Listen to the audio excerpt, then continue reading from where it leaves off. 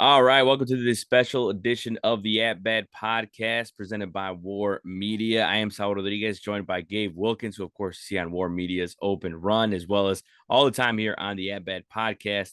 Today, we have an interview with White Sox manager of ACE and community baseball programs, Troy Williams. He's going to tell us all about the White Sox Double Duty Classic, which, of course, is a showcase for the best inner city high school talent.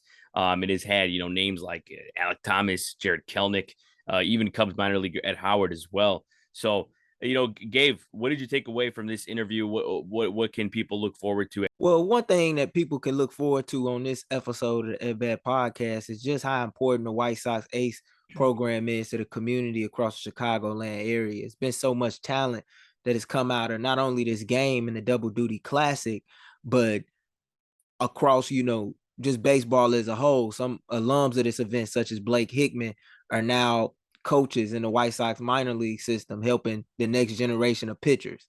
And then you also have guys like, as you mentioned, Ed Howard and Piers Jones, two guys that were stars on Jackie Robinson West team that made it all the way to the championship game almost a decade ago. So it was just, real cool, introspective interview, learning about not only the man and the myth and the legend of Double Duty Radcliffe, but also why this game is truly, truly special. And fans need to check it out.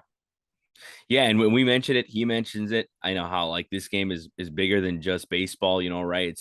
It goes beyond that. You ask him, of course, like how this benefits, the players' lives, not just on the diamond, but outside of the field. So yeah, we hope everyone enjoys this interview. It's a great interview with White Sox manager of ACE and community baseball programs, Troy Williams. Here we go. All right, welcome to the interview portion of the At Bat podcast. Today we are joined by White Sox manager of ACE and community baseball programs, Troy Williams. Thank you for joining us, Troy. I really appreciate it, man. Thank you. I appreciate it, man. Thank you guys for having me. Of course. And we have Troy on because on Tuesday, July 18th, 2023, White Sox Double Duty Classic will take place at Guaranteed Rate Field. A pair of familiar names that have played in it in the recent past include Diamondbacks outfielder Alec Thomas and Mariners outfielder Jared Kelnick. Troy, tell us a little bit more about this event, as well as the significance of the to the White Sox organization and your role in it. Yeah, so the Double Duty Classic, actually, I'm a Double Duty Classic alum myself. I played in the first game in 2007, so it's a special event to us, especially connecting Chicago's rich baseball history tied into the game with the East-West game that was played. So it's our annual All-Star game. It celebrates the tradition and the history of the Negro League baseball in Chicago. So it was named after Ted Double Duty Radcliffe, who's he was a Negro League legend, and for our kids, it's really special for them to learn about the lineage and the rich history of the game and how Chicago has so much connection to the Negro League. So it's a very special event for us, and we're just hoping for a good, clean game. A lot of talent this year, so very excited about that. You talk about Ted Double Duty Radcliffe, and that was a guy that I had the chance to meet when my mom was working for the organization from 92 to 02, him and a bunch of other Negro leaguers. And you talk about how this is such a special event. And I know it's a lot of events around the game itself where you guys have, Black media members come out and talk to the kids and whatnot.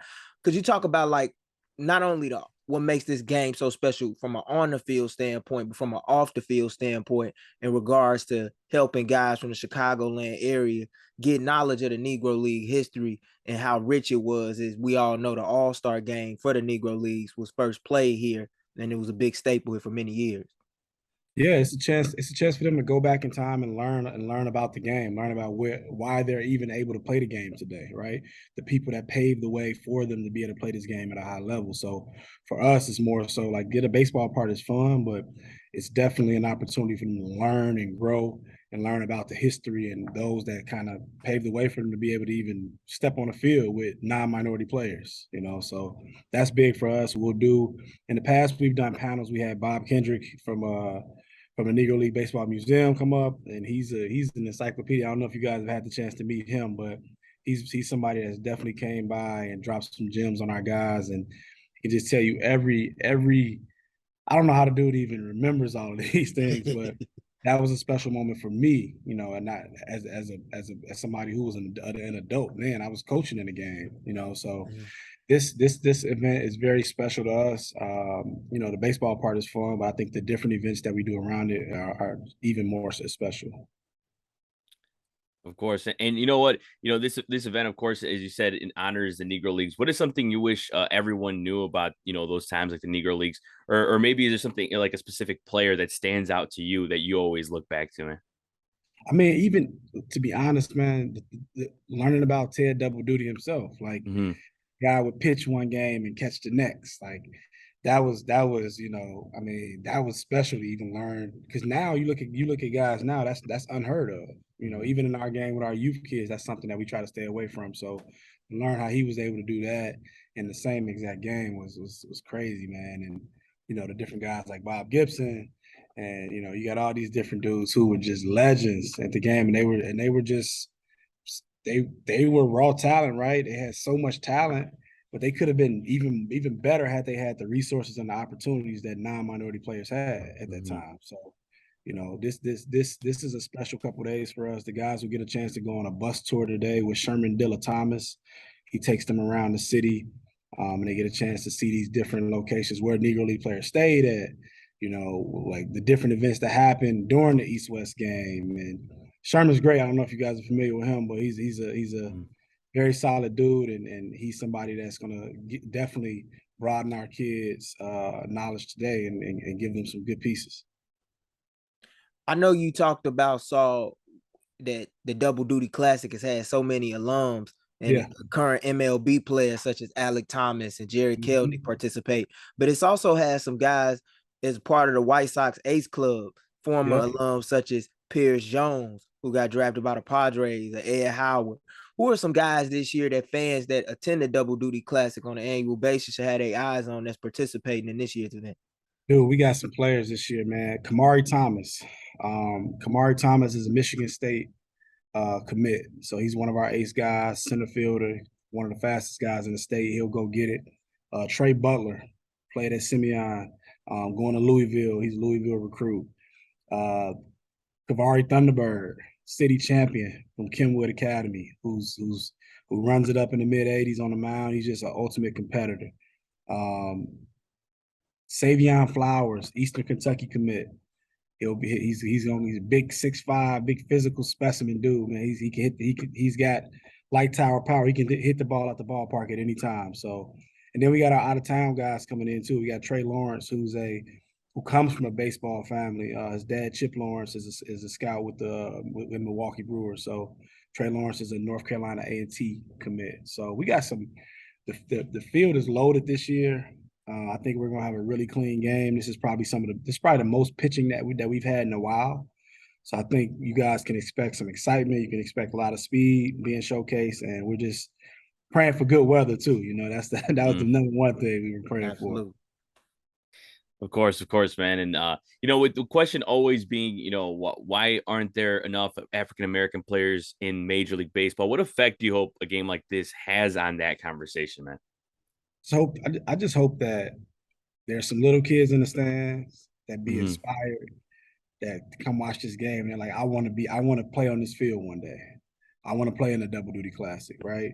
So our goal when we were planning the game was to make sure that we invited all our local little leagues. We invited our Jersey program partners. We invited Jackie Robinson West. We invited the different leagues around the city so that kids can come and see the representation. I mean, representation is the Hmm. most important way to inspire somebody. So that's what we're hoping for. We're hoping that we can just continue to help grow the game, and the Double Duty is one of the ways we can do that. You talk about how the Double Duty Classic is a way that we can grow the game here in Chicago and whatnot. And I know this event is also free as well, right? Yes, it is. Yeah, and I've had the pleasure of going to many over the years. For those who may not be familiar, if you had to make a pitch as to why baseball fans in the Chicagoland area should come to this game, what would be your pitch to them? There's not many times that you can go to a baseball game, let alone at a big league park, and see a field full of minority players, right? So to just see that, and I spoke about representation. Like I want to kind of piggyback on that. Mhm. It's a special feeling. Like some of these kids are going to go to college, right? They're going to play some good baseball. But the fact that this is a dream, right? This is a dream to be able to play on a major league field, on a big league in the big league ballpark, to see their name on a scoreboard, right? That's something that some of these kids dream about. So to be able to do that, I think is a special moment, especially when it be in a night game under the lights. Like, it's just the whole aura and the feeling of the game. I think is very special, and it's some of these kids dream about that. So Yeah, no, that's awesome, man. And as you said, you're an alum yourself of the game. Is there any recent success stories or any particular players from the recent past that you've kept in touch with, and just remember they talk about their experience a lot about from this double duty classic? yeah, Trey Honders. So Trey Honders won the MVP in 20, I believe that was 2020 game. Um, Dude was, man, he was so. And just to give you a background of who Trey is he's the flashy guy. Like, he likes to have, he got a lot of swag, and he's one of those kind of guys. So to see him kind of be on a big league field, he was feeling it. Like, he had the whole like I'm him kind of vibe. So he went out and won MVP. He had 3 hits. That was special, man. I talk to Trey all the time. He's actually he's got a sister. His sister plays in our program, Amira Hodges. So that family is definitely they're ace lifers, and he's probably the most recent one that really stuck out to me from our ace guys. You talk about ace lifers and the White Sox ace program, which I know plays a big part in this. How important is the White Sox ace program to coaches such as yourself who part of it, as well as players? And I know a lot of these players, even though they may have gone on to college, may have not gotten drafted or gotten drafted, but their careers didn't pan out. You see a lot of them starting to find their second lives, such as Blake Hickman, who I know is serving as a pitching coach in the White Sox minor league farm system. How important is a program like that to the community across the Chicagoland area, particularly African-American kids that's trying to make their way into the game of baseball? I mean, it's a family, man. We're a family. Ace has been a part of 3 stages of my life.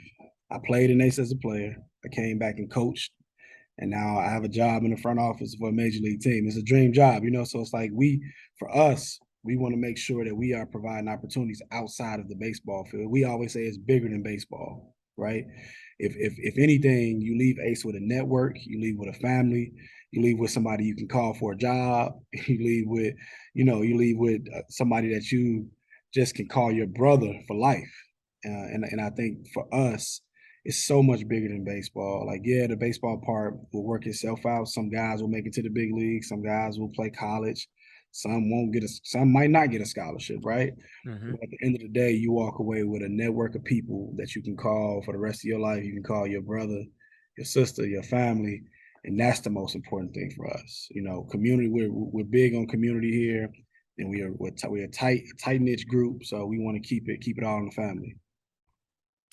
Yeah, and kind of looking ahead, Troy, are there any plans to expand this game or enhance it in any way in the coming future, or is it something that that you like the format and how it is right now? I think we're comfortable with the format. I think that we've found our stride, making sure we're inviting the right players. Sometimes we have to invite players from out of town because we only have one group at our 17U. So we've kind of found our niche with that. We've really leaned on our networks with scouts, other coaches in other states, other minority programs to send us some of their best players. So I think we're pretty comfortable with our niche. I think from a logistics standpoint, it kind of runs itself. This year, we have our Black Baseball Media, who's ran by Ernest Horton. They're running our tailgate party. So that's something new this year, to be in the parking lot starting at 4:00. So it should be a pretty good time. So we're just trying to mix it up, make it more fun, make it more exciting, trying to draw those fans in. And I think we're pretty good. We're pretty comfortable where we're at. I talked about the White Sox Ace program with you earlier, Troy, Mm-hmm. and what does it mean to have the backing of a professional organization like the White Sox at an event like this? Because you don't see this across the majors too often. And that's one thing I've always enjoyed about the White Sox, is them being able to give back to the community through events like this. How much does that mean to you? It saved my life, bro. Just to be honest with you, the White Sox investment into the community, and it's organic too. It's real. It's not like they're not doing it for likes. They're not doing it for clicks. They're not doing it for people to or retweet. Like, this is what they really believe in. They really believe in the vision of the ACE program. So saved hundreds and thousands of lives across the city. And I think that when other organizations realize the impact that they can have, they'll get on board at some point. Like, I would love to see 30 ACE programs, to be honest with you, you know. But for now, for us to be one of a kind within the big leagues, I mean, it's special to me. I know I've been around this program since I was 16 years old, and I know what it's done for me. So that's probably the biggest takeaway from that. Yeah, that's awesome. And I think that's one of the things that I think people will find really special about this event is that it's more than just baseball. It's more than just a game. It's way more. It's beyond that. So I think that's a good place to wrap things up, Troy. I really appreciate your time, man. Of course, if anyone's looking for more information on the Double Duty Classic, visit whitesoxcharities.com. Like I said, thanks for joining us, Troy. And of course, enjoy the Double Duty Classic, man. I really appreciate you coming on. I appreciate you guys. Hope to see you guys out here tomorrow night. Thank you. All right, man. Take it easy. Appreciate it. And of course, that was Troy Williams, White Sox manager of ACE and community baseball programs. Yeah, Gabe, like, we talked about before. I mean, the thing was with this event is that, it showcases a lot of the inner city high school talent. What do you hope for you personally? What do you hope that people get from this event? Not only as a White Sox fan, but also just somebody who's grown up in the city, man. Just how much representation within the game matters. Yeah. We see it at the professional level right now on the South Side with a guy like Tim Anderson, who's been a two-time All-Star and represented the face of the White Sox brand very well on the field. And it's just so important for young kids to see this, especially young kids getting a chance to be able to get into this game for free. It's not every day you get a chance to step into a Major League Baseball park for free and watch some of the game's future talent in front of your eyes. And what I hope this does is inspire those young kids that want to play the game into stepping on a diamond within their local communities. And I hope it also inspires the generation that's raising them to foster the love of the game, most importantly, because that's how we grow it. Of course, yeah. I think that's one of the coolest things about this is how it can grow the game, it can inspire, as well as Troy mentioned it. With the kids that could be there watching, they get inspired by this game. I mean, that would be pretty awesome, and having more kids play. We see it now, right, with kids that were there before playing it now. I think that's a pretty cool story overall. But I want to thank everyone for watching this special edition of the At Bat podcast. And of course, like I said before, if you need any more information on the Double Duty Classic, visit whitesoxcharities.com. Like I said, thanks for joining us. And of course, Gabe Wilkins, who you can see on the Open Run podcast on War Media. Check out all our other shows. For Saul Rodriguez, Gabe Wilkins. Hopefully everyone has a great week.